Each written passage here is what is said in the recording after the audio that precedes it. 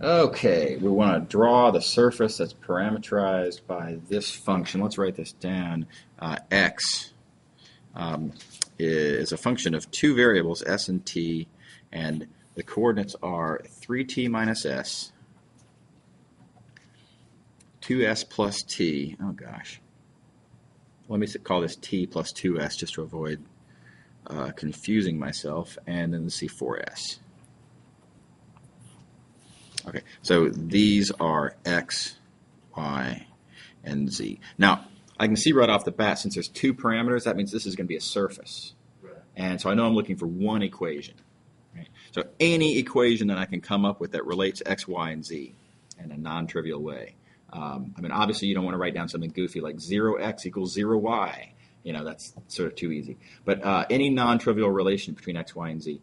So, well, I'm going to do something very similar to what I did in the example in the section, which is I'm going to say, well, these are linear functions of s and t.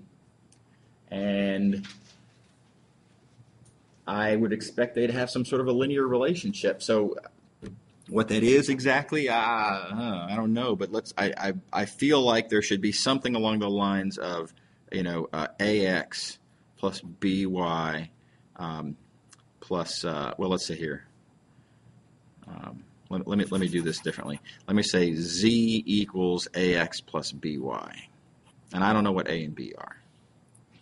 But I feel like some combination of them ought to work. Now, I'm guessing. I don't know for sure. But it seems like a plausible guess. Do you see why it seems like a plausible guess? Yeah. Okay, yeah, cool. All right, well, let's write this down then. We've got 4s is some unknown number a times 3t minus s plus some unknown number b times t plus 2s. And so altogether that gives me 4s is equal to, well, let's count t's. How many t's do we have? Well, I have 3a plus b. That's how many t's I have. And how many s's do I have? Well, I have negative a plus 2b.